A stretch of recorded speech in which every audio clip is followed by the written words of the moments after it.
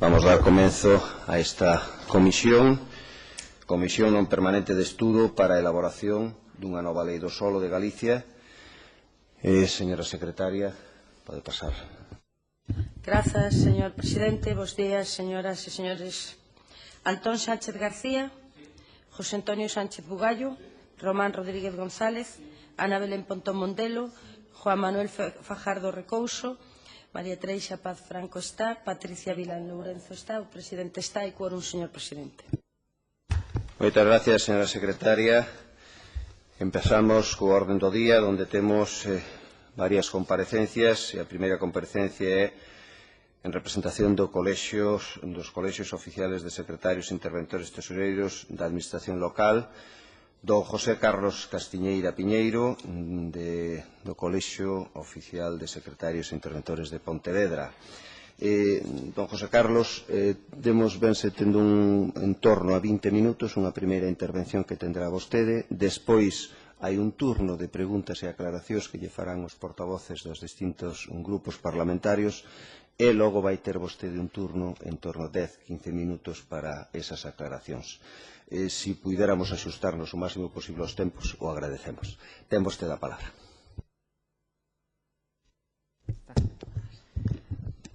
Bos días a todos e a todas. En primeiro lugar, quero agradecer en nome do Colexio de Secretarios e Interventores Tesoureiros, cositar abreviadamente, neste caso de Pontevedra, a deferencia de habernos invitado aquí ao Parlamento de Galicia a mostrarnos a opinión sobre a lei do solo. Estamos, a verdade, encantados de estar aquí e de que podamos facer calquer achega que poida ser de utilidade ao Parlamento de Galicia.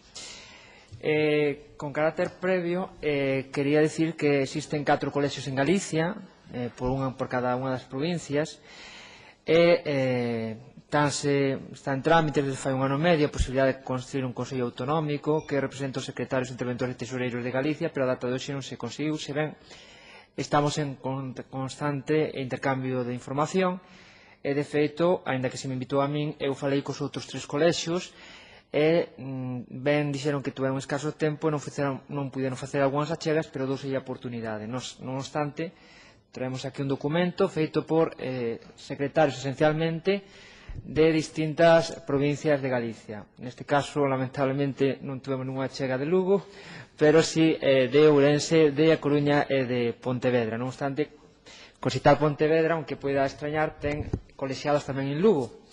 Temos colexiado nas 4 provincias, igual que Coruña ten nas 4 provincias, porque non é obrigatorio pertenecer á provincia no noso caso. A miña... Xa quero deixar claro unha cuestión previa. Nós, falando cos demais, se a esta comisión lle interesa, o Parlamento lle interesa, estaremos dispostos a facer un documento e remitilo a esta comisión ou ben os grupos parlamentarios como desexen, facendo un documento máis extenso explicando a nosa visión máis pormenorizadamente. Nos calculamos que necesitaríamos sobre un mes. Nese mes faríamos un documento dos 4 colexios máis extenso da que sería a miña intervención. En todo caso, queremos mostrar a nosa disposición a colaborar. A Xunta de Galicia xa temos colaborado, como sempre, en calquera iniciativa que afecte o réxime local ou afecte a cuestións que teñen incidencia no réxime local, pois sempre mostramos a nosa disposición a colaborar. Desde logo, desde Cositar Pontevedra sempre o fixemos, eu creo que falando en nome dos demais colexios tamén. Pero xa para non, enrollarme máis en cuestións que non teñen que ver co xeito da comparecencia, céntrome xa na comparecencia. Nós queremos falar de 2 cuestións. Unha, digamos, as cuestións máis xerais e outra as cuestións específicas. Nas cuestións xerais, nós o primeiro que nos planteamos é que sempre que abordamos calquer norma xurídica son os principios que deben presidir a súa regulación. Nós consideramos que antes de poder poñerse a redactar a norma en concreto, tendes que ter claro ou debería de terse claro cales son os principios que queredes que imbuya a regulación da normativa do solo.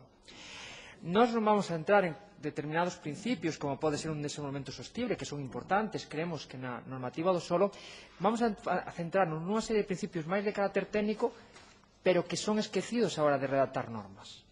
Son principios que consideramos esenciais e incluso moitos deles aplicables a calquer tipo de normas.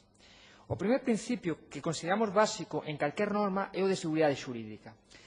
Falamos entre os nosos compañeiros que non só que nos queremos ser os secretarios, os que aplicamos o dereito e legisladores. É dicir, non queremos instituir o Parlamento, nin siquiera o Consello de Goberno. Queremos aplicar a norma que haxa sido decidida polos legítimos representantes do povo, é dicir, o Parlamento galego ou xa sea por poder reglamentario a través do Consello da Xunta de Galicia. Pero o problema está que as normas non é fácil redactadas. É curioso, en materia de solo, que distintos concellos aplicamos de distinta maneira a mesma norma. É curioso que eu recordo na miña experiencia que determinadas normas chegaron a interpretarse de tal maneira que incluso nun concello era construíble unha casa, noutro concello non era construíble sendo o mesmo tipo de solo, o cal é inexplicable. É dicir, como é posible que eu poida ou non en función do criterio dun técnico dun concello? Eso non, entendemos que non é admisible. Eu non quero ser legislador, eu non quero instituir a quen ten que dicirme como que pode facer un propietario do solo ou non. Claro, e a pregunta é, bueno, hai que reforzar a seguridade xurídica. Como fago? Pois nós consideramos que hai unha serie de mecanismos que poden garantir. O primeiro mecanismo que nós suxerimos á Comisión do Solo é que se cree un órgano consultivo en materia de urbanismo.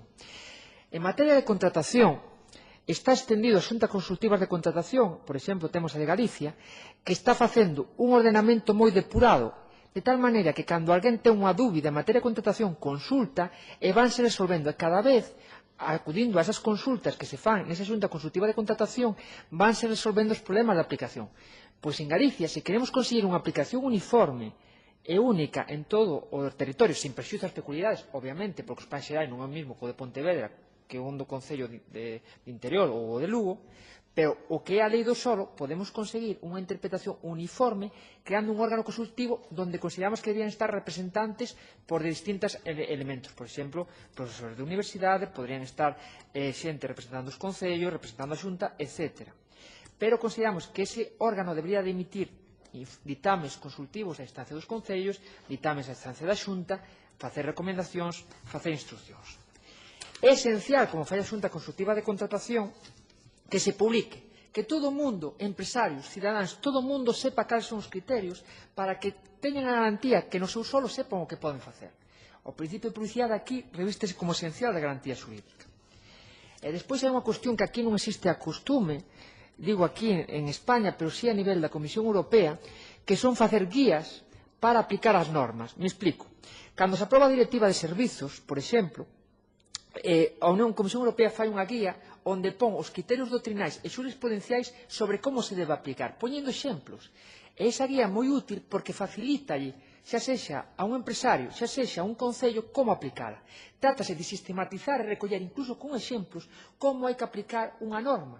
Esas guías aquí non se soen facer, pero cando digo aquí, nin no Estado español, nin Galicia. É unha costume que ten a Comisión Europea a nivel europeo. Eu creo que sería interesante que se recollese.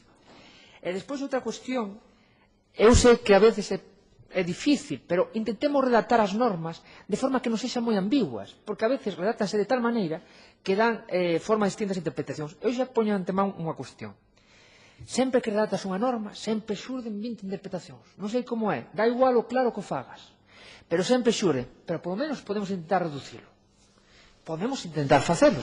Eu, por exemplo, digo que en materia de autorización en solo rústico, cando se di a autorización autonómica non se fixan criterios para decir cando a Xunta autoriza ou non unha autorización, por exemplo, se un concello quere facer un cementerio, un solo rústico de protección agropecuaria. Na lei non me pon un criterio en base a que pode autorizar ou non ese criterio. O cal deixamos en libertad do funcionario de turno se se autoriza ou non. E creo que non é función do funcionario autorizar. Eu sempre creo que os funcionarios temos que aplicar a norma e non somos creadores de dereito.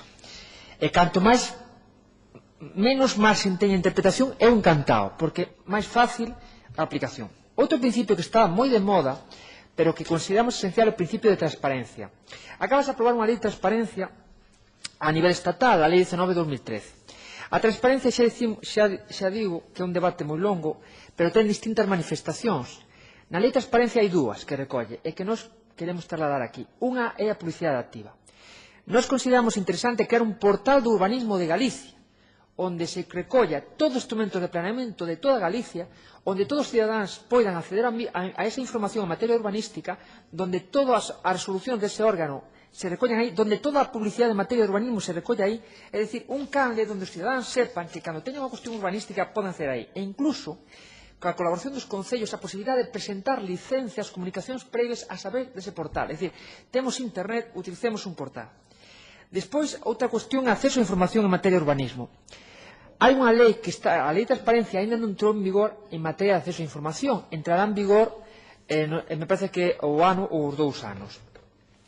Pois aí en acceso a información, a día de hoxe, non está claro todavía a cuestión de se un cidadán pode acceder ou non a un expediente de disciplina urbanística cando afecta a cuestións íntimas do cidadán, é dicir, pode acceder a un expediente onde este a distribución interior da miña vivenda.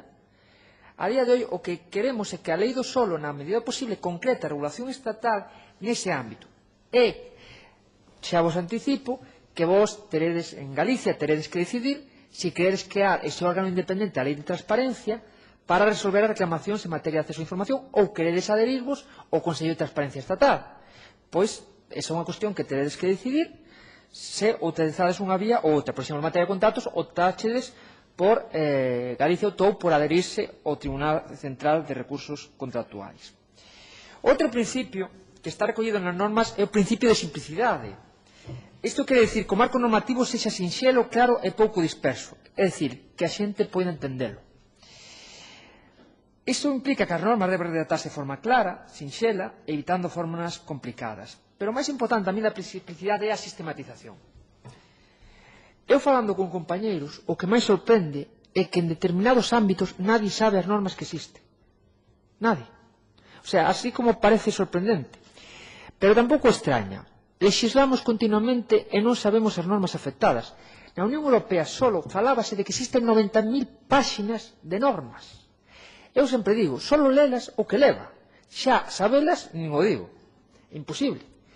Entón, nós o que dicimos é, polo menos, que se sistematicen. E como se fai esa sistematización? Primeiro, que todo que este afecto á lei do solo que este na normativa do solo. Por exemplo, se hai autorizacións sectoriais que se metan na normativa do solo, que non teñamos que facer un peregrinaxe de normas, búsqueda un tras outro. En segundo lugar, que non estén distintas normas, cuestións propias da lei do solo, como pode ser a licencia de primeira ocupación, que non este na lei de vivenda, que este na normativa do solo. E nós facemos unha exixencia. Se no seu día facíase códigos, por que non facemos un código onde este a ordenación do territorio, urbanismo, é vivenda, non? É posible, é posible, non digo que é difícil, pero é posible. Podemos intentalo. Facer un código único que recolle estas materias tan imbricadas e que todas as normas que afecten estén nese ámbito. Segundo, é outra cuestión importante. Cando modifico unha norma, que se establezcan todas as normas afectadas, porque non se sole recoller. E vaise continuamente a derogacións tácitas, o que dá lugar a interpretacións complexas. Non, non. Vais a afectar esta norma e vayamos a derogar. Derogamos esta, pero de maneira o máis exhaustiva posible. Outro é o principio de proporcionalidade. As intervencións das autoridades públicas debe ser a mínima imprescindible para conseguir o fin de interese público. A nos preocupanos algunhas autorizacións da comunidade autónoma, sobre todo autorizacións sectoriais, que podían reducirse ao máximo, sobre todo, por exemplo, en materia de solo rústico, pero iso non quere dicir que non hai un control. Eu podo delimitar na lei os criterios en base a cales pódese conceder ou non autorización de solo rústico e facelo o máis taxativamente posible.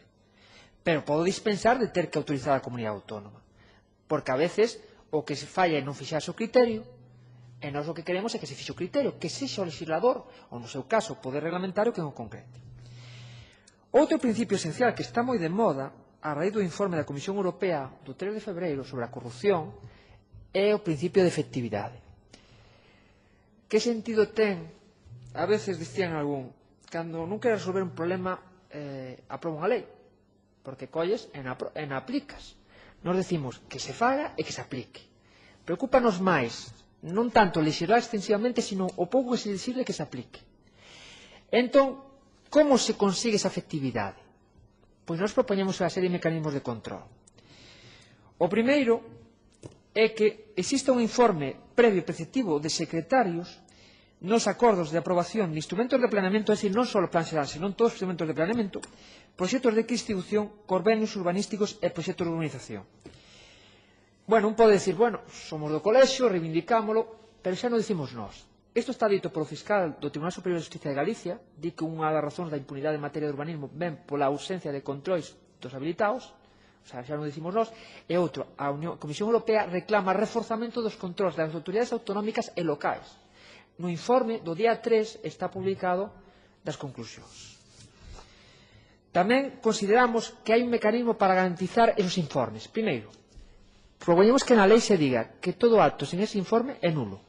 Segundo, responsabilidade personal dos membros que adopten un acordo sen ese informe e nulidade do acordo.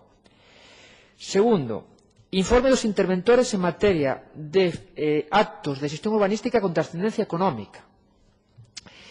Iso ten importancia. Hai moitos convenios urbanísticos que se aproban que despois non van adiante ou se anulan e hai unhas obrigas indemnizatorias para os concellos brutais. Non vou citar concellos con nomes, pero si estou pensando en algún concello que a indemnización foi de tal calibre que reventou o orzamento como consecuencia dun convenio urbanístico. É dicir, ou poñemos control en determinados convenios urbanísticos ou as consecuencias indemnizatorias serán hipotecar os concellos. Por outra parte, se consta con informe favorable do secretario interventor, os membros da corporación non terán responsabilidade ninguna. E, por outra parte, o criterio ten que ser motivado e tampouco é vinculante. Ollo, o fiscal superior era partidario de vincular o informe. Nós non somos tan partidarios de que sexa vinculante, pero sí que exista ese informe. Outra cuestión sería os informes de todas as licencias urbanísticas que haya dun funcionario previo. É dicir, en algúns concellos, por desgracia, acolléronse a asesores externos e fanse informes nesas medidas. Creemos que debe ser un informe dun funcionario. En os concellos pequenos, que preste asistencia ás diputacións provinciais ou á comunidade autónoma facendo eses informes. Tamén consideramos que é unha cuestión que non está resolta. Sabedes que agora o sistema cambiou en gran medida de licencias por comunicacións previas. Pero é unha cuestión que non está clara. Ten que haber un informe xurídico e técnico? Ten que haber unha resolución que diga ao cidadán que a súa actuación é conforme ao ordenamento xurídico? Nós dicimos sí. Que se diga que ten que haber un informe de funcionario dicindo que a actuación é legal, que hai un informe de un funcionario, arquitecto, se non ten que acuda á Diputación ou ás comunidades autónomas, que diga que é legal, é unha resolución que garante ao cidadán que o que está facendo é legal, porque non ten que estar o cidadán esperando sine die para saber se o que está facendo é legal ou non. Queremos que isto se recolla para garantir os dereitos dos cidadáns. E chegamos a un dos puntos dos cabalos de batalla que é o planeamento xeral. Unha das razóns do fracaso parcial do urbanismo é que se eu fago un sistema basado na lei e no plan xeral, se non teño plan xeral, non funciona.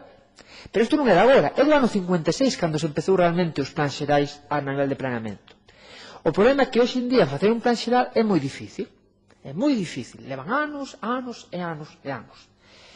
E tamén hai un problema. A Unión Europea impón unha serie de evaluacións ambientais polas repercusións medioambientais.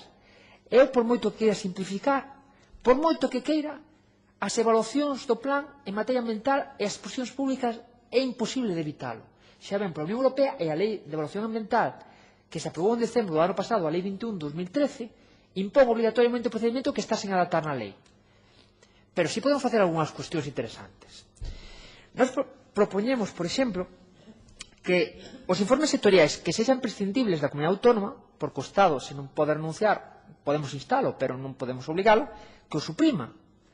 E despois tamén é interesante, nós, por que non establecemos a posibilidade de que a Xunta cree unha comisión mixta cos concellos, de tal maneira que os informes entre esos concellos e a Xunta en cada plan sustitúan a todos os informes autonómicos. E de tal maneira que se a Xunta leva un informe avalado por esa comisión mixta este obrigada a aprobalo salvo que se separe motivadamente e deixemos así de decir, se pasa ese control previo xa o plan xeral vai para diante con carácter voluntario, pois concello, non, a posibilidade, non, queremos unha comisión como existe en patrimonio, pero esa comisión, cando informe, sustitúe todos os informes sectoriais da comunidade autónoma, acabouse, sustituímos. Despois, outro que apuntaban os compañeros é porque non se crea unha comisión o mellor dentro da Xunta que concentre todos os informes sectoriais, porque na Xunta a veces falta como algúns concellos. Funciona como compartimentos estancos. Urbanismo quer saber nada de medio ambiente non quer saber nada de estradas. Iso tamén pasa nos concellos grandes, de alguma maneira. Uns, isto é patrimonio, isto é contratación. Non, somos uns. E tratemos de conseguir o mellor para todos. E despois tamén queremos que se fagan colaboracións e apoios por parte das diputacións e por parte das comunidades autónomas en relación aos concellos. por que non facer os informes o máis claros posibles, por que non o máis limitados as competencias autonómicas, e facelos claros, non facelos a veces moi extensos e ambiguos, non, clariños, cas cuestións que haya que corrixir ou cas cuestións que non haya que corrixir. E outro principio que para nós é fundamental, o último principio de carácter xeral, sería o principio de colaboración. É imposible facer urbanismo e aplicalo sen contar ca comunidade autónoma e os concellos. Non, non é posible. E como podemos colaborar? A ver, a realidade en Galicia é que os concellos son moi diferentes. Vigo, 300.000 habitantes, concellos de menos de 500 habitantes. Esa é a realidade. Non ten que ver nada un concello interior cun concello superpoboado. Nós o que queremos é que se potencie como mecanismos, primeiro, potenciar o mecanismo de delegación. Me explico. A Xunta de Protección de Calidade Urbanística, según manifestan compañeros, está funcionando bastante ben, porque non estendemos a posibilidade de que a Xencia, por exemplo, asuma a función non só de protección, por exemplo, elaboración de planeamento, posibilidade de que un concello delegue nunha diputación a función de elaborar o planeamento. Por que non recollemos a posibilidade de que se legue incluso na Xunta algunhas funcións como elaborar planeamento? Por poñer exemplo, porque se contempla un réxime de delegación con carácter voluntario para os concellos. Por que non acudir a órganos mixtos que se fan en moitos casos entre os representantes da Xunta de Galicia e os concellos, como, por exemplo, instituir os informes sectoriais previos. Potenciar as mancomunidades. En algunhas comunidades autónomas, non tanto en Galicia, a función de urbanismo está asumindo mancomunidades. Eu, concretamente, pensando nunha asturiana, está facendo as funcións dos informes mancomunidades. Aquí non hai tradición de que as mancomunidades exercen esas funcións. Pódese potenciar. E por que non a Xunta de Galicia e as diputacións poñen a disposición dos concellos os seus técnicos para emitir informes xurídicos e informes técnicos? Outras dúas cuestións, últimas xerais, aunque xa sei que vou apurado do tempo, necesitamos forzosamente un regulamento de xestión urbanística de planeamento. Non podemos seguir aplicando do ano 78, que estaba pensando noutro réxime, con órganos que non existen e que non está adaptado á realidade galega. A realidade galega non ten que ver coa realidade valenciana, non ten que ver coa realidade castelano-manchega, e necesitamos urxentemente eses reglamentos. E, por outra parte, na norma galega, na Unión Europea teñen unha costume boa e eu creo que había que estendela. É que cando os tribunais van fixando un criterio, o asumen na norma e o recollen na norma, e nós postulamos que os criterios do Tribunal Superior de Justiza de Galicia e do Tribunal Supremo se recollen na norma galega, ou, se non se está de acordo, que se cambie, pero que se recolla. E nas cuestións particulares, teñen moitísimas cuestións particulares, pero a que sí me gustaría referirme, xa apurado de tempo, alguna en xeral. Dentro das... Tiña cuestións en materia de núcleos rurais, tiña en cuestións en edificios fora ordenación, tiña cuestións en relación ás comunicacións previas, proxectos básicos de execución, pero eu voume a referir a alguna puntualmente casi que considero así máis trascendente. Unha das cuestións que apuntou algún compañeiro era o procedimento de aprobación das licencias. Está regulado na lei con carácter xeral. Nós creemos que debe regularse a nivel regulamentario o procedimento de aprobación de licencias, porque senón estamos acudindo con carácter supletorio a un reglamento de servicios das corporacións locais do ano 55. Entón sería interesante que se regulase o procedimento a nivel regulamentario. Tamén nos estamos... hai unha cuestión que non se presta moita atención, pero fixaros que a Unión Europea, sigo traendo experiencia da Unión Europea porque creo que son interesantes, nunha directiva que se acaba de aprobar en materia de contratación, puxeron unha norma que hai que facer actividade formativa, que hai que formar a xente que ten que aplicar a norma. Nós hai que formar a xente a aplicar o urbanismo, pero unha formación non tanto teórica. É dicir, as normas saben non ler moito, práctica, con exemplos. É dicir, queremos nunha formación de competencias. É dicir, que realmente sirva. Sabedes, vas aos cursos, presentar un rollo, tes un título. Non, que realmente aprendas dali técnicas e aplicación. Tamén creemos que nos temas das comunicacións previas deberían regularse algunhas cuestións interesantes. É dicir, estableces un mecanismo de comunicación previa, que está ben, pero, vale, comunicación previa só pos concellos e a comunidade autónoma, por que non comunicación previa? É dicir, un cidadán di que queres facer unha obra, pero resulta que tes que ir a estradas e aí non podes presentar a comunicación previa. Non, se se estende os concellos, por que non se estende tamén a administración autonómica? É dicir, se vale para uns, vale para outros. Nos consideramos que podría se estender. Tamén está habendo algún problema puntual con patrimonio. Por exemplo, o patrimonio quere un acordo expreso do Concello cando resulta que a norma só exixe comunicación previa. Unha cuestión tamén fundamental en materia de licencias son os proxectos básicos e de execución. Non está regulado a nivel galego se me basta co proxecto básico que na práctica se fai para dar licenza, porque non regulo se pido proxecto básico, proxecto de execución e hasta que límite. E tamén quero traer aquí unha reivindicación, teño moitas máis cuestións, pero por tempo vou rematar aquí. Dicíamos os compañeiros do interior, nos criterios de limitación do solo núcleo rural non se ten en conta a Galicia do interior, porque se aplico a norma, prácticamente no interior núcleo rural non hai. Entonces, por favor, cando delimitedes o núcleo rurais, tende en conta a diversidade de Galicia, que, digamos, non hai unha sola Galicia, senón hai moitas Galicias, porque non ten que ver, aunque teñamos idioma común, raíces comuns, temos moitas cousas en comuns, pero sabedes que non é o mismo un concello de Ourense con un concello, por exemplo, como Cangas ou un concello como Moaña, etc. Non teñen nada que ver, insisto. Teño aquí moitos máis, pero se queredes, nós estamos dispostos a ter un documento por escrito, comparecer ou que faga falta, mostramos a nosa disposición a calquer tipo de colaboración. Insisto, teño máis cousas, pero non os quero aburrir tampouco. Quixen dar as cuestións xerais que considero máis elementais. Moitas grazas a todos. Moitas gracias, don José Carlos. O que sí seguro que lle van a pedir os compañeiros é se lles pode ir deixando xa o documento que trae vostede, que seguro que xa é importante, seguro que tamén ese documento que promete facelo, se lle dan plazo, estou convencido que tamén vai a ser ben recibido por todos os membros desta comisión. Para o turno de preguntas e aclaracións ten agora o turno de palabra por parte do Grupo Parlamentar do Bloque Nacionalista Galego, dona Ana Belén Pontón.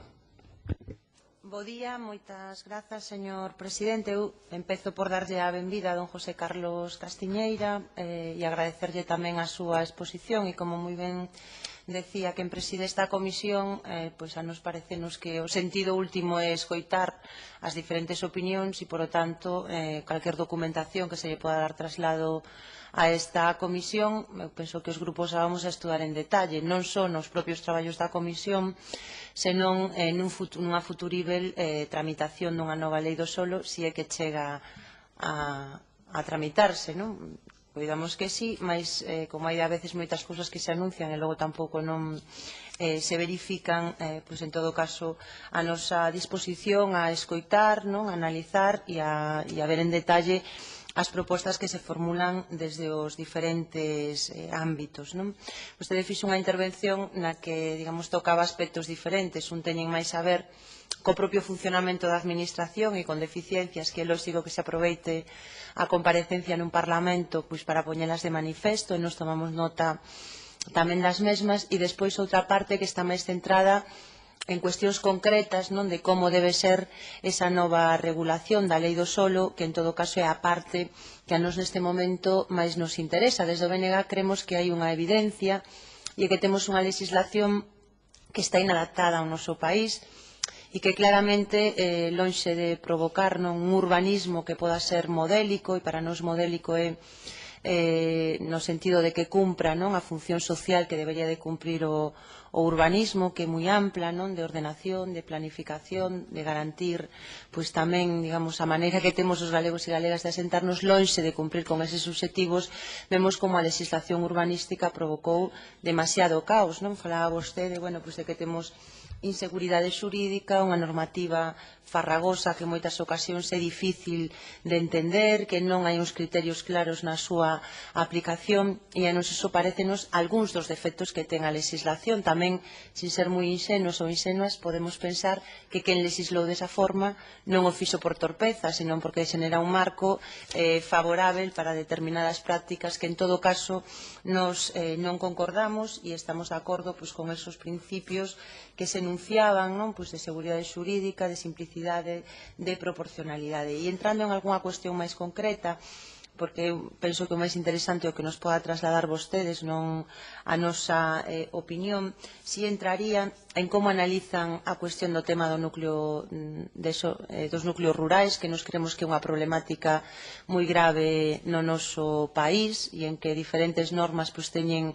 afectado de maneira diferente aos moitos núcleos tradicionais no litoral, aos propios problemas que xenera o feito de que o Estado non recoñeza os núcleos de solo rural no noso país e, por tanto, si nos parece moi interesante que aportacións nos poden facer desde ese ámbito. Gustaríanos tamén coñecer a súa opinión, dado que fixo mención non a un problema, que o que é evidente é que os pensións teñen unha tramitación demasiado longa,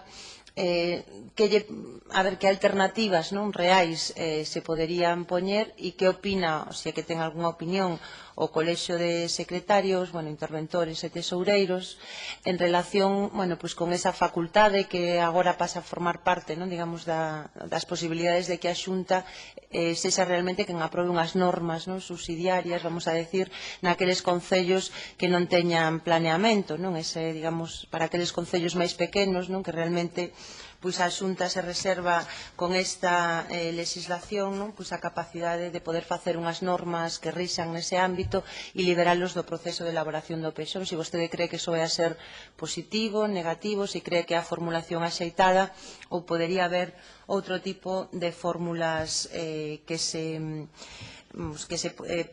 poñan en marcha. E logo, finalmente, si nos gustaría coñecer a súa opinión sobre un aspecto que para nos tamén ten relevancia e é todo o que ten a ver coa transparencia e a participación pública, porque nos entendemos que a transparencia en sí mesma é un criterio que todo o mundo en teoría asume, pero logo moitos mecanismos supostamente de transparencia digamos, son virtuais e non reais, e nos pensamos que unha materia tan complexa como é o urbanismo, os procesos de participación pública deberían de estar ben regulados, ben pautados, porque eso sí que sería o que garante non só o dereito á información, sino realmente non como un principio abstracto, sino como un principio práctico, e vemos como en moitas ocasións o feito de publicar algo nunha web non garante que toda a ciudadanía que lle afecta, digamos, unha normativa que lle afecta un ámbito concreto, ou ainda que se publique nun taboleiro do Concello, eso non garante a transparencia ni unha participación real. Entón, tamén desde a experiencia municipal, coñecer como avalían vostedes os mecanismos que nestes momentos hai de participación pública no urbanismo, de transparencia e como poderíamos avanzar nese ámbito. E por a nosa parte nada máis. Moitas gracias, dona Ana Belén. Ten agora o turno de palabra por o Grupo de Alternativa Galega de Esquerdas, don Antón Sánchez. Ten vostede a palabra. Sí, moitas gracias, bos días. Moitas gracias pola exposición moi interesante. Coincidimos en moitas cousas, pero para a primeira cuestión é cando comezou vostede falaba de que primeiro nos deberíamos de poñer de acordo nos principios. Vostede falou dos principios que lle competen a súa área. Nos levamos reiterando isto, non? Reiterando de que este non é o mecanismo nin o procedimento axeitado para facer unha lei do solo se pretende facer unha lei do solo de país.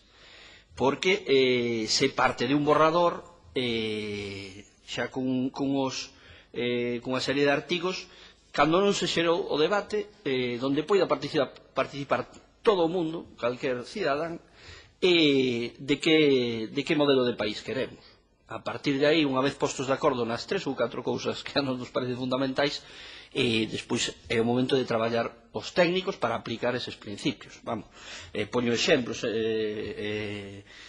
Queremos seguir destragando patrimonio agrario, paisaxístico, rural, ou queremos conservar o patrimonio xa construído, que se nos está caendo a pedazos no rural, que está baleiro sin utilizar nas cidades.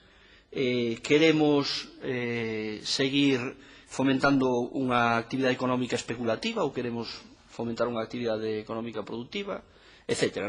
Unha vez diseñado ese modelo que é evidente que é diferente aquí en Galicia, que, por exemplo, cruzando simplemente o río Eo a Asturias, por exemplo, é moi visible, pois a partir de aí sería o momento de traballar os técnicos. Por tanto, nos coincidimos de que a base era un traballo político, verdadeiramente político, de modelo. Ben, en canto ao que xa falou concretamente vostede, inseguridade xurídica, pois eu tamén lle vou pedir a opinión sobre o borrador, que é o punto de partida que nos trae o Partido Popular, non? Falaba vostede da derogación das leis. Neste borrador non se deroga a lei anterior, non? Non se deroga a lei anterior, nos parece unha eiva moi grande.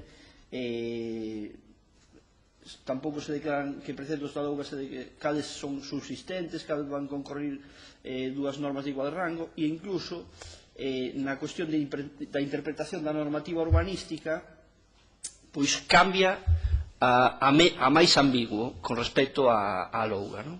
E entón, se aí, para vostede, para os que teñan que interpretar a normativa, si pediría que fora moito máis concreto. E lle leo a redacción anterior e a actual, non? Na Louga, decía, as dúbidas na interpretación do planeamento urbanístico producidas por imprecisións ou por contradicións entre documentos de igual rango normativo resolveránse tendo en conta os criterios de menor edificabilidade, de maior dotación para espacios públicos e de maior protección ambiental e aplicando o principio xeral da interpretación integrada das normas. Ben, tampouco era que fixaran os criterios que fosen a salvación de calquer persona que teña que interpretar, pero o borrador que nos presenta, as dúbidas na interpretación de planeamento urbanístico producidas por imprecisións ou contradicións entre documentos de igual rango normativo resolveránse tendo en conta o principio xeral da interpretación integrada das normas. En vez de ir a fixar máis criterios que faciliten a labor, reduce, non, os criterios. E entón, esa é unha cuestión que nos vemos con preocupación, porque na cuestión de fixar criterios totalmente de acordo, criterios claros. Poño outro exemplo, a ver que opina. No artigo 24, solo urbanizable, constituirán o solo urbanizables terreos que o planeamento considere necesarios e axeitados para permitir o crecemento da poboación e da actividade económica ou para completar a súa estrutura urbanística. Si, estos son criterios claros e para vostede, porque eu creo que hai que ir ao concreto, para nos non, evidentemente, hai que fixar uns criterios moito máis claros, igual que cando se fala de reclasificar solos rústico a solo urbanizable, pois tamén habría que fixar uns criterios moito máis precisos, non? Falou vostede das mancomunidades, e que non funcionan neste país. Non hai unha lei de administración local adaptada ao país, e entón coincidimos. Como é posible que, por exemplo, só por poñer un exemplo, na área metropolitana da Coruña ou de Vigo non se faga unha parte do planeamento a nivel metropolitano? Como é posible que nin siquiera se prevea nesta lei esa cuestión? E que nos parece unha cuestión moi interesante, pero que debía de caer de caixón. Evidentemente, na área metropolitana da Coruña, para facer un planeamento urbanístico de espacios, de dotacións de espacios industriais, de transporte, de mobilidade, hai que facer unha parte do planeamento, ten que ser a ese nivel. Porque, ademais, as promotoras e as grandes constructoras traballan a esa escala. E, en cambio, os concellos traballan a escala liliputiense. E, entón, evidentemente, xogan en ventaxa. Ninguna destas cousas é inocente, nos creemos, non é por falta de coñecementos. É que o Partido Popular e os gobernos, en xeral, neste país apostaron por determinados intereses. Claro, non queremos que sexa por falta de capacidade, non? E só para finalizar, falaba vostede da transparencia da formación. E falaba, eu creo que se limitou ao persoal ao que vostede representa. Pero que nos, falando de participación, nos creemos que neste borrador non se avanza nin un ápice na participación cidadana e calquer proceso de participación cidadán ten que empezar pola formación da cidadanía e pola corresponsabilidade de todos os cidadáns no goberno do seu. E neste momento a participación no planeamento urbanístico dos concellos é simplemente daquelas persoas que teñen intereses económicos e non hai cauces para a xente que pensa no ben común. E iso ten que partir dunha fase previa de formación de todo o mundo, que evidentemente liga co que vostede ou ti, porque tamén nos tuteaches e isto é máis cómodo, moito millor, pois dis que a legislación tamén de xeito deliberado é complexa e complicada de entender e non é inocente tampouco, é para que non se entenda, e entón é fundamental que se entenda. Por exemplo, a exigencia que pensa vostede, a exigencia no planeamento de aprobar un programa de participación cidadá, como se fai en algunha cidade do Estado español. Moitas gracias. Gracias, don Antón. Ten agora o turno de palabra por parte do Grupo Parlamentar dos Socialistas de Galicia, don José Antonio Sánchez Bugallo. Ten vostede a palabra. Moitas gracias, señor presidente. Moi bons días a todos e tamén a benvida ao representante do Colexio de Secretarios e de Habilitados Nacionales. Bueno, desde logo esta era unha intervención esperada, porque, sin lugar a dúbidas, os secretarios, e de que vostede reclame agora un informe previo e preceptivo para os planes, teñen un informe preceptivo para a aprobación definitiva dos planes. Os planes xerales non se poden aprobar sin un informe do secretario. E, efectivamente, se o van a ter que informar ao final, o mellor é preferible que vayan informando desde o principio e, por lo tanto, todos aforraremos algún tipo de disgustos algunhas veces.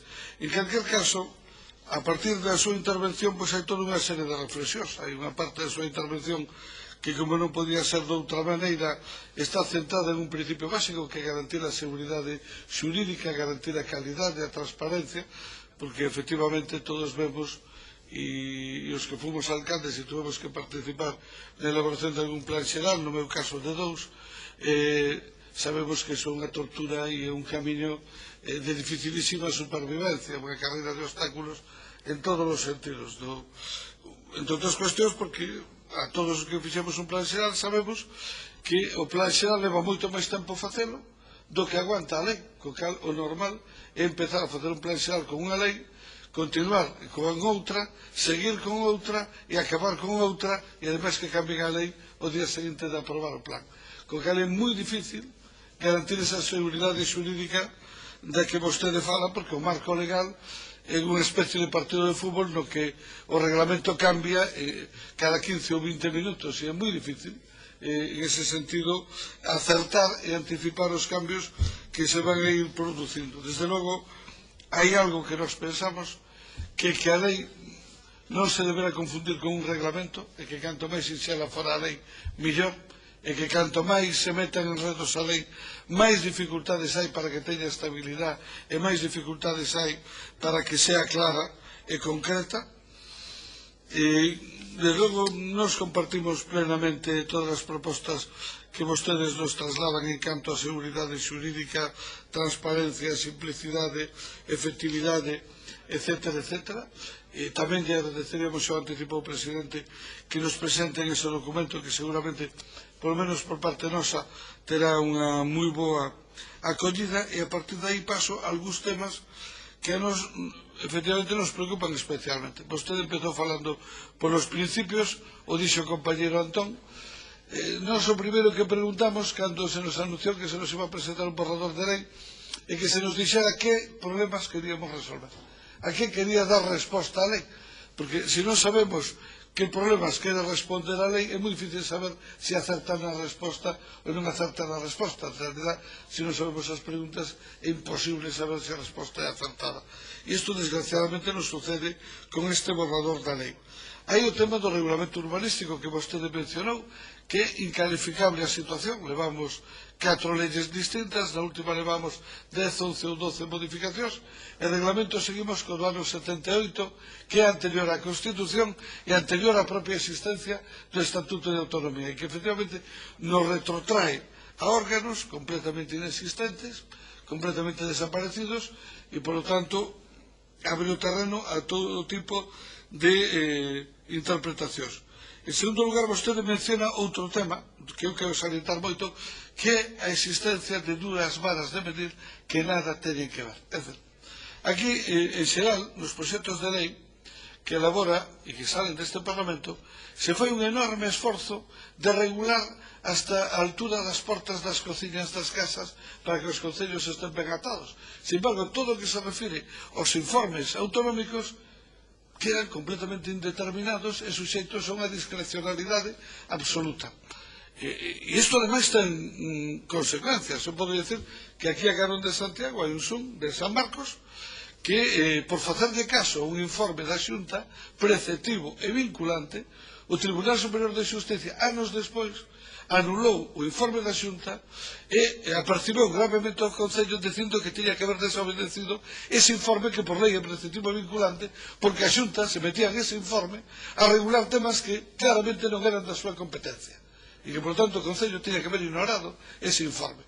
pero que conste que eso xa sabíamos, pero desgraciadamente cando chega o momento no que un concello se atopa con un informe preceptivo e vinculante da Xunta e se plantexa se o desobedecemos, a todo o mundo lle templan un pouco as pernas, porque se se pode interpretar de outra maneira noutro tribunal podemos estar en prevaricación, pero a outra alternativa que recurrir ao contencioso e reclamar a anulación do informe preceptivo vinculante implica paralizar o planeamento 6 ou 7 anos.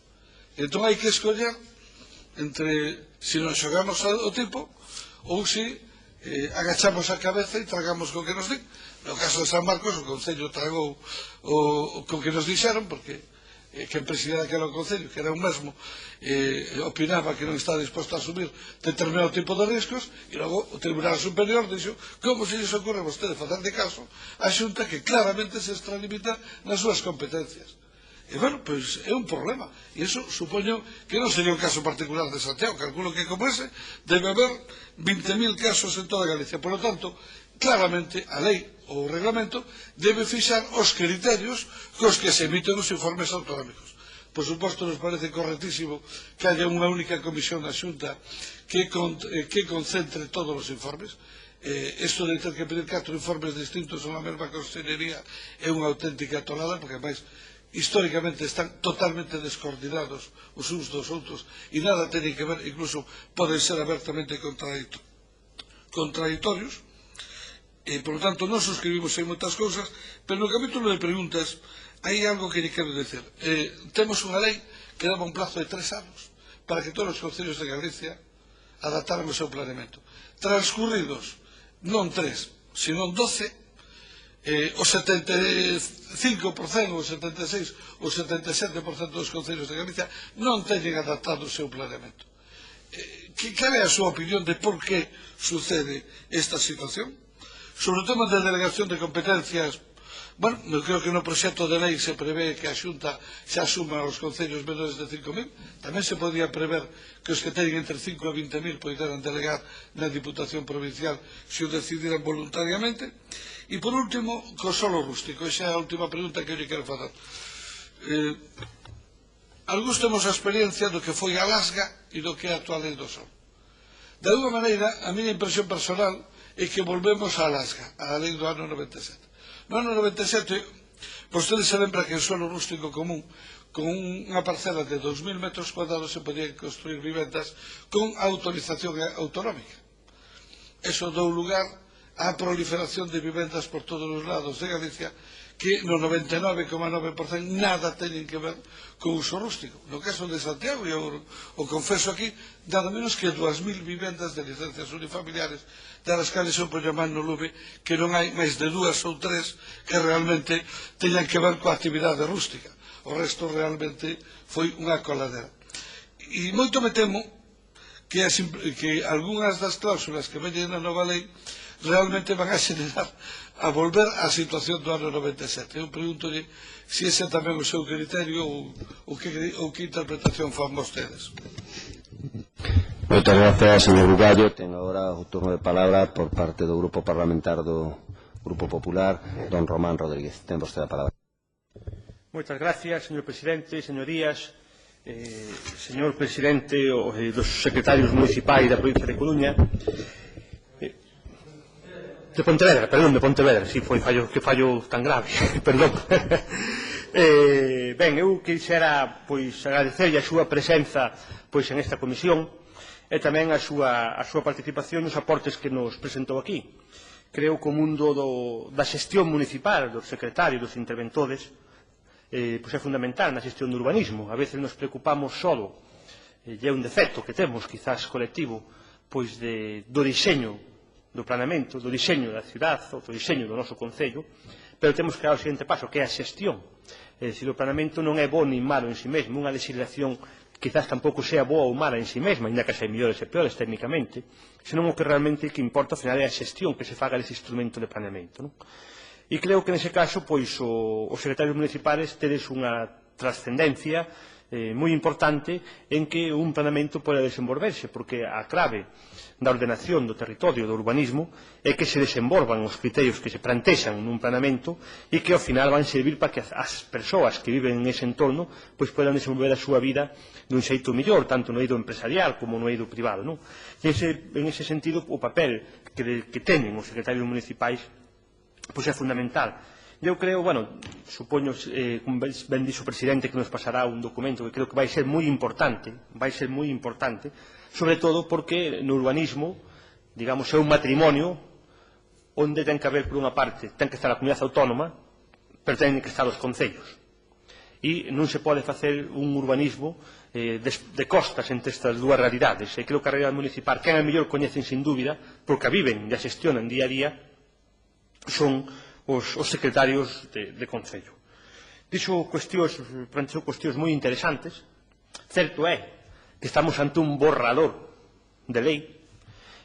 A finalidade última desta comisión é abrir a participación á sociedade civil para que esta sociedade civil, institucións, organismos, persoas privadas, etc., asociacións, pois plantexen ideas todas moi interesantes para que poidan ser posteriormente evaluadas e sopesar a súa introducción ou non pois nun documento dunha futura lei, que en certa medida os seus principios programáticos, os seus principios, entre comillas, filosóficos, son os que vostede plantexou aquí, non?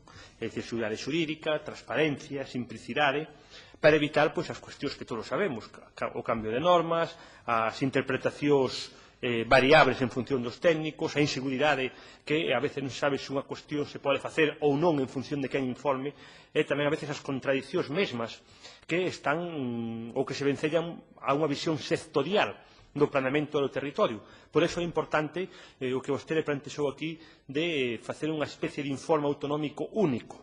Os concellos, o sabemos, eu teño responsabilidades en urbanismo no meu concello, evidentemente non é unha cidade importante como Santiago, pero se é unha pequena cidade significativa como é Larín, da provincia de Pontevedra, sabemos que cando se xestiona planeamento hai que pasar por un auténtico matadero a hora de reclamar e facer concordar os informes sectoriais. Eu digo unha anécdota. Estamos tramitando unha modificación puntual para a ampliación dun cementerio preto dunha vía de tren e informa a DIF e informa a Renfe. E son informes contradictorios. É absurdo.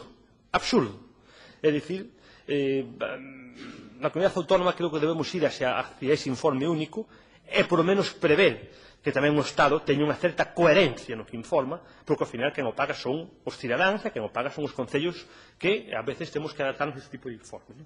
E por iso, cuestións que vostede plantexa, aparte destas, pois a delegación de competencias tamén parece moi interesante, o propio documento, o propio borrador plantexa que os concellos de menos de 5.000 fagan un plan básico, porque obviamente a realidade territorial, a complexidade territorial, a complexidade urbanística non é para nada igual nos concellos das Rías Baixas que nos concellos do interior de Ourense ou Lugo, non?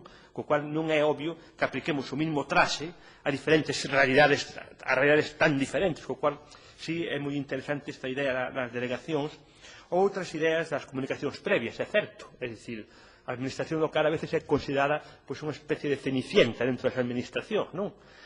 Se a comunicación previa, que é un mandato entre comillas europeo, bueno, entre comillas non, un mandato dunha directiva europea, porque vale só para a administración local e non vale para a administración autonómica. É dicir, hai unha desconfianza hacia a administración local. Eu creo que non debemos tampouco pensar que os concellos son unha administración menor, porque no fondo son parte do Estado, igual que a administración autonómica ou a administración xeneral.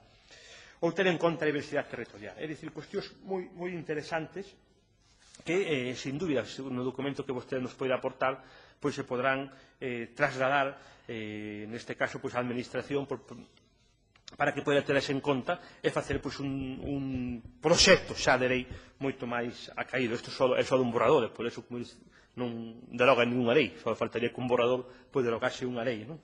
Eu simplemente só teño unha cuestión, unha pregunta moi concreta que quizás non sei se tamén pois a podo responder ou non, pero a miña pregunta é a seguinte, é dicir, falando de delegacións, e falando de xestión, e falando de respeto a a cada parte, digamos, das que conforman o Estado, a cada administración, un dos objetivos que plantexa este borrador é simplificar a tramitación administrativa. Nos Parlamentos de Desenvolvemento, según o borrador, xa se simplifica bastante. Pero, cando se fai un plan parcial ou un plan especial, os concellos teñen que, de algún xeito, seguir unha tramitación e pedir unha serie de informes sectoriales, neste caso a Xunta de Galicia. Vostede entende que os concellos, non digo todos, pero os concellos de máis de 20.000 ou as 7 principais cidades poderían desenvolver os seus planeamentos de desenvolvemento, é dicir, os seus planes parciales, os seus planes especiales, de xeito completamente autónomo. É dicir, si pedir, imaginémonos, un informe previo á Xunta de Galicia, pero que fose o propio Concello quen poidese tramitar os seus plans parciais sin ter que, de algún xeito, pedir previo a aprobación inicial e a aprobación definitiva os informes pertinentes sectoriales que hai, que son un lote deles, neste caso, os órganos autonómicos ou os órganos tamén estatais. E por a miña parte, nada máis, agradecerlle a súa presenza e, sobre todo, a calidade da súa exposición, que, sin dúbida, o que vostede aportou aquí será de moito interés para o desarrollo desta futura norma. Nada máis e moitas gracias. Moitas grazas, don Román. Ten agora o turno de palabra para as aclaracións oportunas. Don José Carlos, ten vostede a palabra. Moitas gracias a todos polas palabras. En primeiro lugar, a vista de algunhas das cuestións plantexadas ou formuladas por vostedes, no documento terémoslo en consideración porque, claro, a opinión é a título particular, a min gustame que sexa a opinión do colectivo a que se manifeste nas diversas cuestións. En algunhas cuestións eu podo ter unha opinión máis personal, pero a veces a opinión dun non sempre é a que é a mayoritaria. De feito, non é unha cuestión que traía hoxe, hai unha cuestión puntual que eu non estou de acordo, pero a maioría decidiron.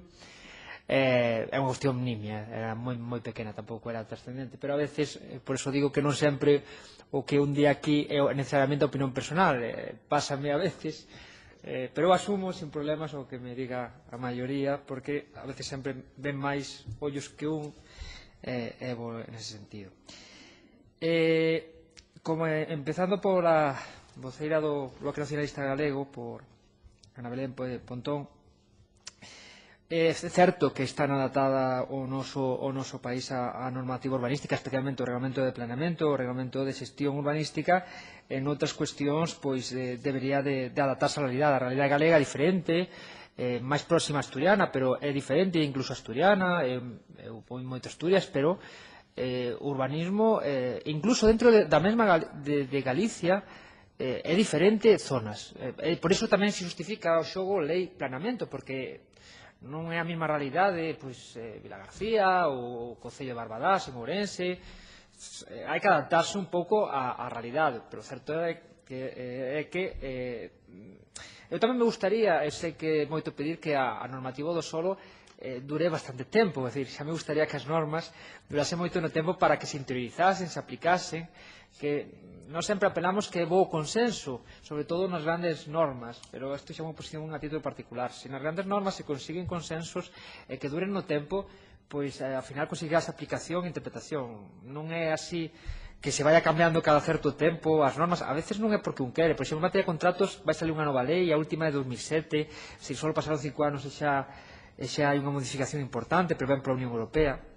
Incluso hai que adaptarla porque acabas de aprobar unha lei de evaluación ambiental provocado por unha directiva. A veces os cambios tampouco son porque un quere, senón porque veñen impostos pola Unión Europea. Si estou de acordo con unha cuestión que plantexaba, que eu creo que Galicia, un dos eixes do tipo de solo ten que ser o núcleo rural. O núcleo rural hai que aproveitar ao máximo porque é unha realidade galega. Se un vai polo camiñando ou vai mirando a realidade, verá que para min hai moitos núcleos rurais. O que pasa é que en moitos sitios estáse derivando do núcleo rural ao solo urbano consolidado. Eu potenciaría moito máis o solo núcleo rural e iría hasta as mellores posibilidades. Pero claro, isto xa é unha decisión un pouco do legislador que escapa. Pero a título particular, eu son claramente, quizás porque me criei nun pobo que para min debería ser núcleo rural, pois apoio moito esta figura que é unha das realidades galegas e aproveitaría ao máximo.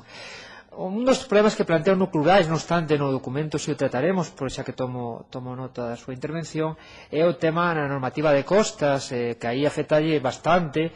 De feito, en Pontevedra a interpretación non nos convence demasiado a nova normativa de costas, xa falo a nivel de Concello, porque consideramos que en algunhas cuestións non a fixou adecuadamente de carácter restrictivo cando intentaron salvar algúns deses tipos de núcleos. Non nos parece moi adecuada a normativa, estou falando a título particular, non a título de colexio neste caso. Eu son partidario de ir ao máximo o que nos permita as posibilidades galegas nos núcleos rurais, o máximo que se nos permita, porque eu creo que é interesante respetar os núcleos rurais, incluso os que estén no ámbito de costas. Tamén digo que é unha decisión do Parlamento, non é unha decisión que me corresponde a min como técnico, porque é unha decisión discrecionaria política e aí nós non podemos entrar. En canto a aprobación de normas de concello, simplemente, eu só digo unha cousa: non aprobedes unha sugestión, non aprobedes un planeamento se que o concello este conforme, non fagades, é dicir, non impoñades que a un concello, se non quere un planeamento de desenvolvemento, que vayan as normas directas da lei, pero non lle fixedes unha normativa por autonomía municipal. É dicir, se o Concello vos pide a Xunta que aprobedes, vos sí. Se é o Concello que non o fai, sí. É dicir, porque o Concello pode dicir, mira, non, porque moitos, eu estou pensando, hai concellos de 400 habitantes en Galicia, e digo, non sou capaz, facedemo vos, sí. Pero mecanismo de colaboración, sí. Pero non imposición, non. Se resulta que unha das características da autonomía local é aquilo que fai recoñecible a un concello, e a recoñecibilidade está, para min, na aprobación dun modelo de territorio concreto, e na calificación incluso do solo concreto, hai unha lei cunha norma de carácter xeral. Serán os ciudadanos, o caso, que castiguen nas vías electorais se non queren aprobar un non planeamento. Pero non impoñades, é unha suxerencia miña. Hai problemas xurídicos desde o punto de vista da autonomía local. Eu creo que os concellos con carácter xeral teñen interés en ter planeamento, con carácter xeral, non vou entrar aquí en cuestións concretas. Se uno sale, será porque é difícil ou que sexa, porque nós tamén sabemos, se un planeamento é especialmente agresivo, cando digo agresivo, me digo que é un modelo diferente, pois suele levantar motivos de rexeito en determinados sectores da poboación. Pero eu digo que todo o que se faga contra a vontade dos concellos, eu creo que está moi abocado ao fracaso, porque despois teñen que aplicalo e xa sin entrar cuestións xurídicas de que é moi dudoso desde o punto de vista da autonomía municipal. A transparencia e a participación pública. Aquí, se me permites, Antón Sánchez, conecto un pouco co tema da transparencia que falaches. Eu dixen que a transparencia era un concepto ambiguo, porque a transparencia non é só unha dimensión. É máis, unha amiga miña, se me permitides, dixo que a transparencia realmente non existe, cando me explico que non existe, porque non se dá, non se aplica. É dicir, todo o mundo fala dela, pero que é a transparencia? É ver un obxecto claramente transparente, claramente accesible, todo o mundo fala, pero ten moitas dimensións que a nivel filosófico, digo porque teño unha amiga que fai unha tesis en relación a eso, pois di que mira que ten lido e non consigue ter un concepto, mira que estudiou o tema, e incluso remontase xa a Platón, que falaba da transparencia e todo iso. E a transparencia incluso ten dimensións, pois a participación activa, formación. Miren, para que unha sociedade pode opinar ten que estar formada. E o que hai é que moita información provoca desinformación. É dicir, que unha información estea sistemática, non entendible, por iso digo, as normas teñen que ser entendibles, o único que fan é que non entende, é como cando vas ao médico e te explica que tes non sei que, e ti dirás, fun transparente, expliquei o que tes, certo, pero non entendo nada. No, hai que entender o que implica unha cousa. Claro, eu considero que é importante o que sostiñas, unha capacidade, unha formación da cidadanía de que implica unha opción ou outra de modelo territorial, que implica ou non que o solo sexa de unha maneira ou outro, pero eu son consciente que é difícil, pero o difícil non quere decir que sexa imposible. E pódense facer cousas pequenas, que son os pequenos pasos son que fan grandes cambios.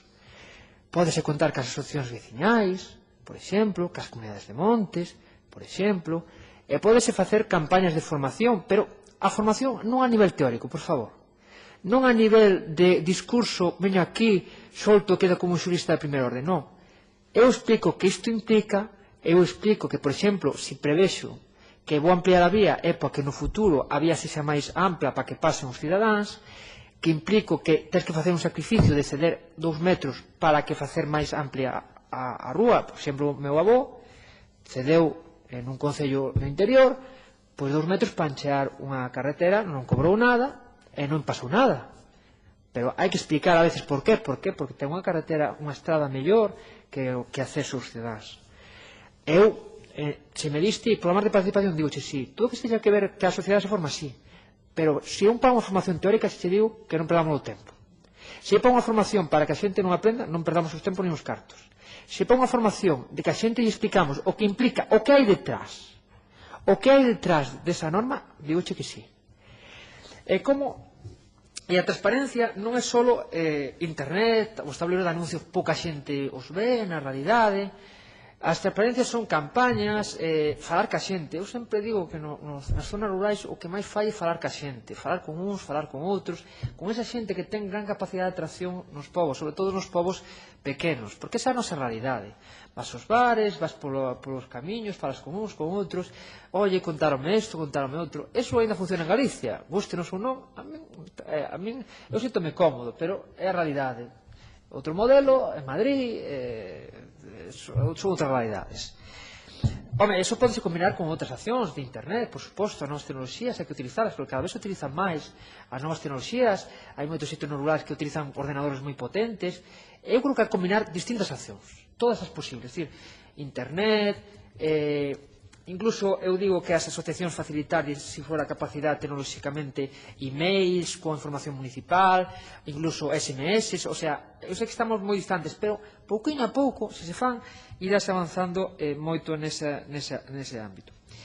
En relación a Antón Sánchez da Alternativa Galega de Esquerdas, os principios, por suposto, que debemos entrar os principios, pero os principios xa de carácter político, evidentemente, eu non podo entrar, lógicamente.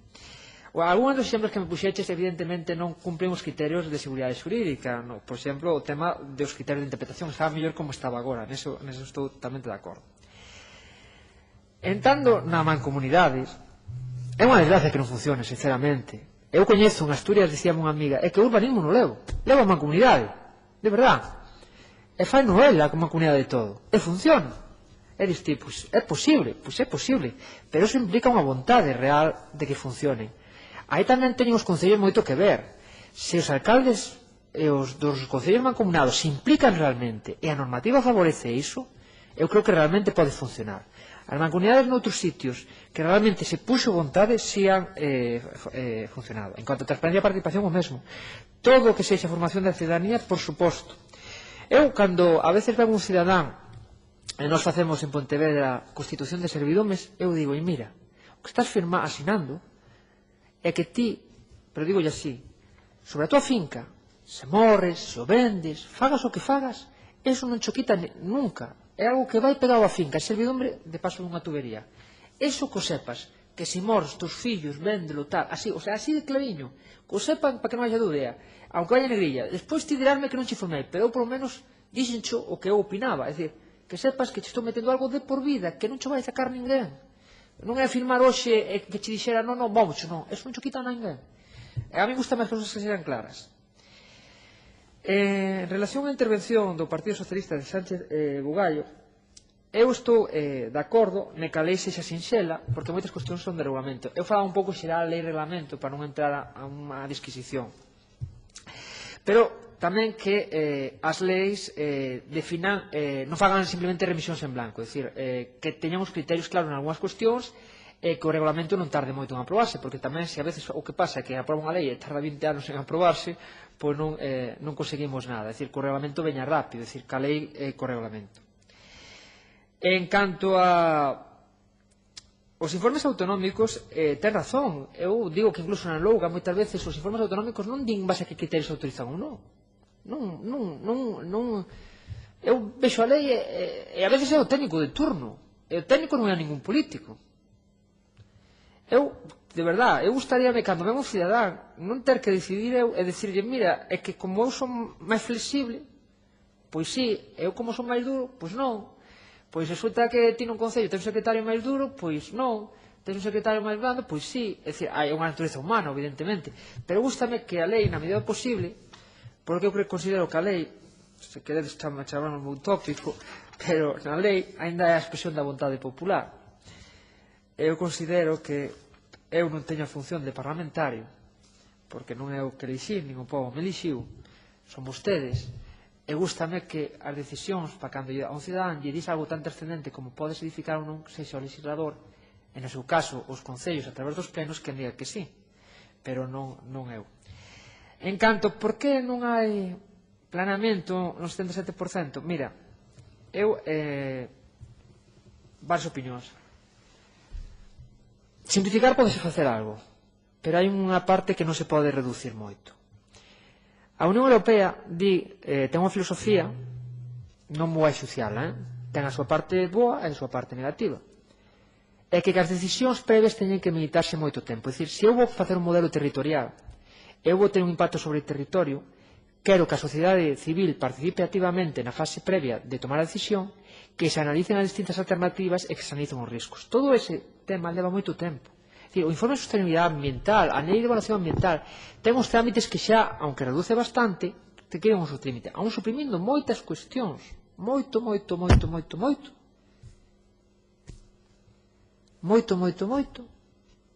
Hai unha parte que é irreductible.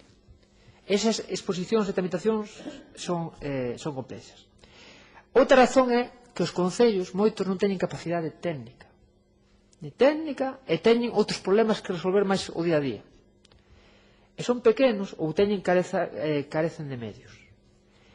Pero para eso, se os concellos, por exemplo, lle pos mecanismos de colaboración, se fomenta ese mecanismo de colaboración, se difunde ese mecanismo de colaboración, ven as ventaxas deses mecanismos de colaboración, creando mancomunidades, encargando a Axencia de Protección de Calidade Urbanística, por me un exemplo, a elaboración de planeamento, a unha diputación a facer planeamento.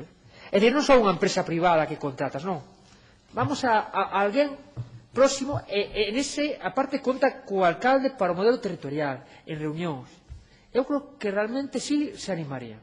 Eu, pensando en algúns concellos de Ourense, si dices, non, manche facer o planeamento e aparte ti podes opinar o que queiras sobre o planeamento. Pois vas a reunión, mandas un representante.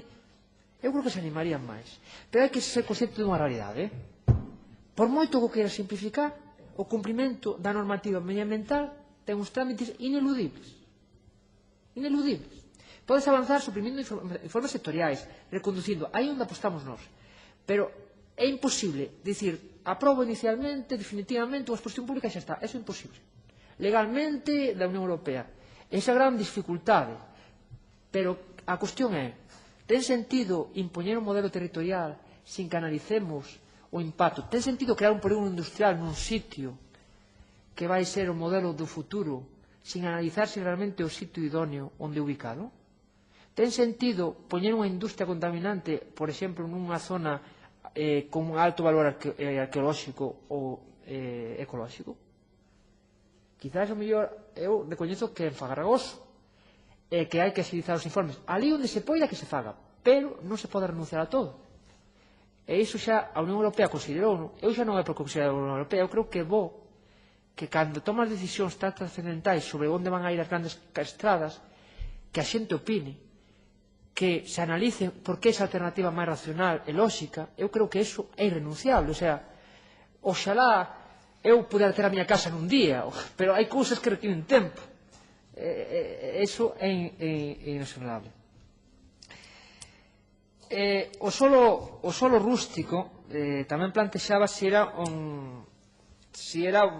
volver ao criterio da lei do 97. A ver, isto forma parte un pouco da modalidade de territorio que creades o Parlamento Galego. É dicir, eu podo ter unha opinión a nivel personal se prefiero un modelo máis concentrado, un modelo máis disperso da legalidade galega, pero eu creo que non é a miña labor nin a labor dos secretarios, porque estaríamos usurpando a función do Parlamento. É dicir, para nós é unha decisión política. É dicir, queredes un modelo máis expansivo da cidadanía que poida construir modelos de casas no rural, queredes máis concentrado, non é un modelo que nos corresponda a nós. Non porque eu non teño opinión, pero eu teria o mellor como votante en función dun partido político que defenda determinado modelo de territorio. Pero eu creo que non debemos de manifestar sobre ese criterio porque excede dun criterio de carácter técnico. Insisto, eu a título particular podo ter un criterio, e teño, obviamente. pero creo que como colexio de secretarios non debemos. Por eso non entramos nas cuestións máis de discrecionalidade política, porque consideramos que é unha cuestión de debate político. Que modelo territorial credes? O que decida o Parlamento nos acatarémolos. Me guste máis, me guste menos. En canto á intervención do señor Román Rodríguez, eu creo que a colaboración entre as xuntas e concellos é fundamental. Ten que ser máis fluida. A veces haina, a veces en determinadas consellerías hainas. Pero a mí gustaríame que fora xeral. O sea, que pero unha cuestión quizáis da administración, non é tanto do Parlamento, que realmente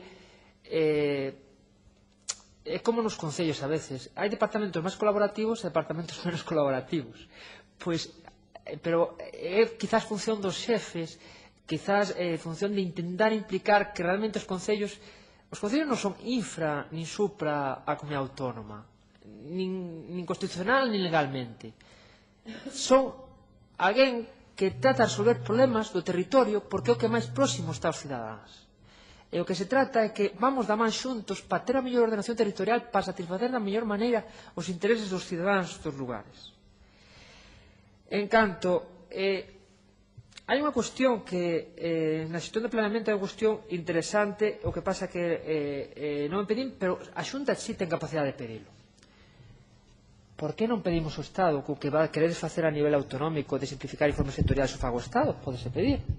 Eu creo que mellor a conclusión do Parlamento podía ser instar o Estado, se me permitides excederme un pouco, a que modifique eses informes sectoriais ou faga un único órgano da Administración do Estado. Se fala dun informe CORA de realización das administracións, aplíqueno aquí tamén. Que o Estado non teña 50.000 informes, que non suframos eses informes contradictorios e non suframos ese tal. E o mellor podese crear un órgano mixto, Estado, Comunidade Autónoma, Concello, e xa olvidarnos dos informes sectoriais, exclusivamente unha intervención deles e acabouse. Modificar a lei do solo, que contemplase iso, pode ser unha opción, por exemplo. Non é a delegación de competencias. Eu no seu día fixera algún traballo para a Dirección Xeral de Administración Local de delegación de competencias porque desde o punto de vista da Unión Europea había problemas ca delegación de competencias con contraprestación. Unha delegación con competencias gratuita non ten problema. Cando me digo contraprestación é o seguinte: Pollo non ten servicio de bombeiros e di que o servicio de bombeiros o preste Pontevedra e me paga un precio. Eso que a Unión Europea non se pode facer sin máis. Hai unha serie de requisitos porque di que perxudico as empresas privadas por a normativa de contratación. Non obstante, nós habíamos incluso feito algún traballo de como facer a posibilidade de que se fixera a nivel legal establecer un marco para que os concellos galegos pudesen colaborar. Era un marco colaborativo que habíamos diseñado para establecer un sistema de colaboración a nivel da Lei de Administración Local de Galicia entre todos os concellos. Habíamos previsto delegacións de competencias, encomendas de xestión, e lo habíamos feito o máis permisivo posible para que, en función das necesidades dos distintos concellos e entidades locais, puderan acudir a distintas fórmulas. Que queríamos que podía resolver fórmulas de distintos, delegación de servicios, es decir, habíamos feito un plan, habíamos feito bastante ambicioso, es decir, a proposta eran 17 páxinas, incluso coa redacción da larga como se facía. Nós, o que lle dixera ao director xeral no seu día era: para facer delegación de competencias que na lei do Estado prevese de arriba a baixo, non da baixo a arriba, cando digo de baixo a arriba, me explico a nivel de ámbito territorial, non que o Concello sexa inferior. No Estado prevese, o Estado como autónoma delegará, pero non o Concello delegará para arriba. Eso, para min, é función da Lei de Administración Local de Galicia, e no seu caso as peculiaridades na Lei de Urbanismo. Se prevemos un mecanismos de colaboración a nivel global que prevea todas as fórmulas posibles, permitirá que a realidade de cada concello se adapte e incentivar.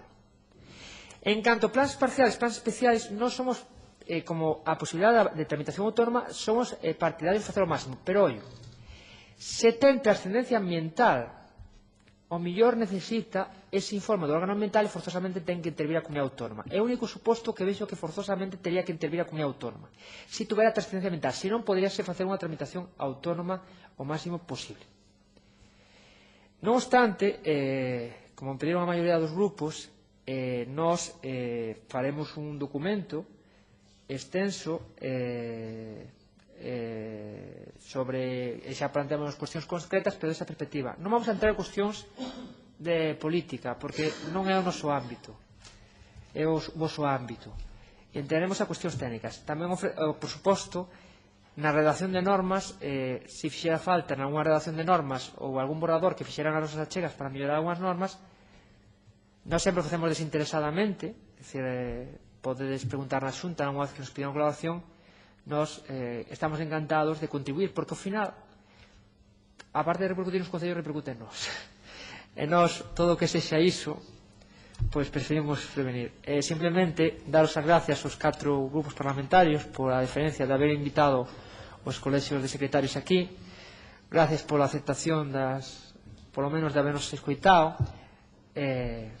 Nada máis, todo o que podamos aportar, sempre nos encantados de vir á casa de todos os galegos, ao Parlamento Galego. Moitas gracias a todos. Moitas gracias, José Carlos. A verdade é que foi unha exposición importante que seguro que vamos a ter todos os grupos moi en conta. Facemos un receso de 2 minutos, se pode ser dun millor, porque vamos xustiños de tempo, mentres cambiamos, por así decirlo, de compareciente.